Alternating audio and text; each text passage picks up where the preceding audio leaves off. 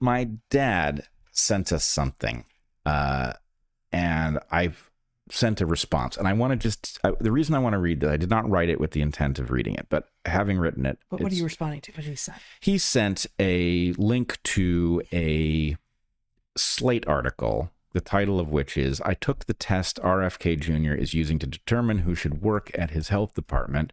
We are extremely doomed." Okay. Now, unfortunately, I found the article paywalled, but... No, I've got it here. You've got it. Yeah. Okay. In any case, so again, I think our family across the board gets A+ marks for not confusing an analytical disagreement with a moral failing. And, there just isn't any tension over, nobody thinks anybody else is a bad person. So I wrote back to my dad. "Thanks, Dad, but it's paywalled and it's guaranteed to be dog shit.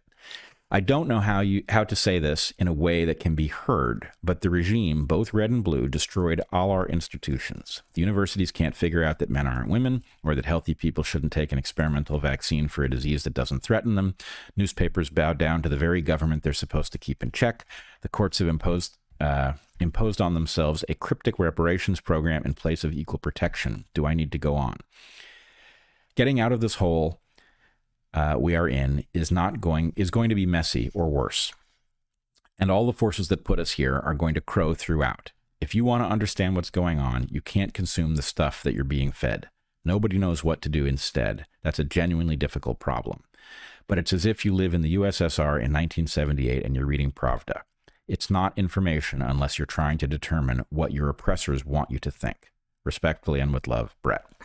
So anyway, my feeling is that's how this is supposed to work, right? We are supposed to be, without any emotional implication, or certainly no moral implication, talking about why we see things differently. And as I've said to my dad many times, I don't really expect you to solve this problem, but your media diet is going to produce this effect, right? Your media diet, the New York Times, NPR, Washington Post, LA Times, that media diet is, in some way that none of us really understand, owned by something that has a perspective that it is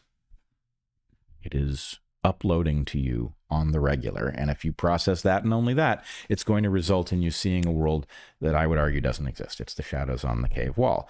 And, that's an analytical argument. You're looking at a cave wall that's not telling you the truth. Let's say that our side had lost. I would be very frightened about what was coming. No question about it. But I would be hoping to be pleasantly surprised. Yeah.